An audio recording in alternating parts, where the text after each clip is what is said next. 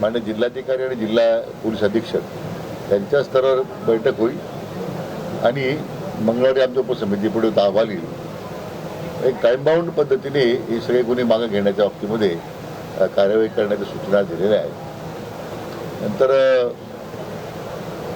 जी काही आंदोलक जे मृत्युमुखी पडले होते, साधारण 96 लोकांच्या रकमांच्या बाकी होती, ती रक्कमसुद्धा मागच्या 2 दिवसामध्ये सर्व जिल्हाधिकाऱ्यांकडे सुपूर्द करण्यात आलेली आहे. म्हणजे ती सुद्धा रक्कम जमा करण्यात आलेली आहे. बाकी काही मग नोकरीचे विषय होते 53 लोकांचे, त्यांना इस्तिमा मंडळात सामावून घेतलेले आहे. काही लोक राहिलेत, काहींच्या मागणी होती आम्हाला वितरण कंपनीकडे घ्या, आमच्याकडे किंवा MIDCकडे घ्या. तर तोही प्रस्ताव मी आज त्यांना तपासून घ्यायला सांगितलेला आहे. त्यानंतर सुद्धा मुंबईमध्ये 2 पोलीस स्थानकात आंदोलन करण्याच्या विरोधात गुन्हे दाखल झाले होते असं देखील प्रकार नाही, ती माहिती आमच्याकडे नव्हती. आज म्हणजे माझ्याकडे नाही आणि आमच्या उपसमिती पुढे आज ती माहिती आज सादर झाली नाही. पण ती माहिती घेऊ आपण का असे कोणते गुन्हे आहेत. आणि त्याचबरोबर जे RTO कडून जे दंड झाला होता गाड्यांवर, तर त्या बाबतीमध्ये आम्ही पुढच्या मीटिंगमध्ये आम्ही घेणार आहोत की आंदोलक काय शेवटी याच्यामध्ये त्याच गाड्या होतात का, कोणत्या साधनं होती ज्याच्यावर दंडात्मक कारवाई झाली, त्याचा सुद्धा आम्ही आता माहिती घेऊन ते सुद्धा दंड माफ करण्या बाबतीमध्ये पुढच्या बैठकीत आपण निर्णय करू. भुजबळांनी प्रेस घेतली आणि त्यामुळे त्यांनी शासन निर्णयावरती लागू होणार नाही, आम्ही दुधाच्या गाड्या किंवा भाजीपाला मुंबईमध्ये पोहोचू देणार. असं की जरांगे पाटलांना आपल्या बाजूने एवढीच मला विनंती आणि आवाहन करायचं आहे. आता एक उपसमिती स्थापन झाली, त्याच्यावर चर्चा झाली, आपल्या झालेल्या निर्णयामध्ये गॅजेटरचे GR निघालेत.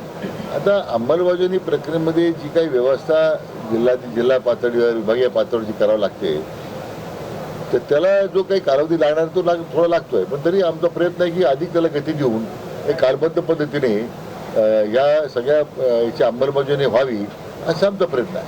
भुजबळ असे म्हणतात की तो GR सरकारने काढलेला आहे, तो दबावापोटी काढला आहे. जो समाज मुंबईत आला होता, आंदोलन सुरू होतं, उपोषण सुरू होतं, तेव्हा सरकारवर कुठेतरी दबाव आला म्हणून GR काढला असं भुजबळांनी. मला वाटतं असं कुठलाही दबाव शासनावर नव्हता. अतिशय विचारांती आमच्या उपसमितीने 3-4 बैठका घेऊन याचा विनिमय केल्यानंतरच आपण तो निर्णय केला आहे. म्हणून मागे मी काही दिवसापूर्वी मी माननीय भुजबळसाहेब आमचे ज्येष्ठ नेते आहेत, त्यांना मी विनंती केली आहे की एकदा आपण त्या संदर्भात एकदा मी त्यांच्याकडे जाऊन बसणार आहे, चर्चा करणार आहे की याच्यात वास्तव काय आहे.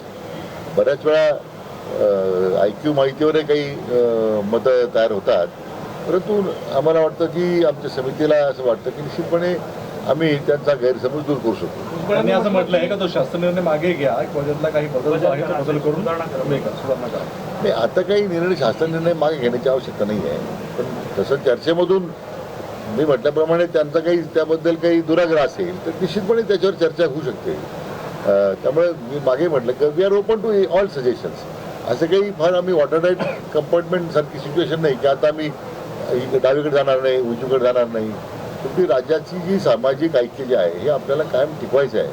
त्या दृष्टीने माननीय मुख्यमंत्री महोदयांनी अतिशय याच्यामध्ये बारकाईने लक्ष घालून कुठेही सामाजिक ते निर्माण होणार नाही म्हणून आता OBCच्या प्रश्नासाठी उपसमिती माननीय मुख्यमंत्री महोदयांनी गठीत केलेली आहे. ती त्याच्या संदर्भात चर्चा करील. मग ते अध्यक्ष, मी या समितीचा अध्यक्ष जो आहे, आम्ही दोन्ही अध्यक्ष बसूनही मग पुढं मुद्दे जे डिस्कंटिन्यूचे वाटतात की त्याच्यामध्ये काही समन्वय करण्याची आवश्यकता वाटते तर आपण करू ना. आता isakal.com आहे देशातील नंबर 1 ची मराठी न्यूज वेबसाईट.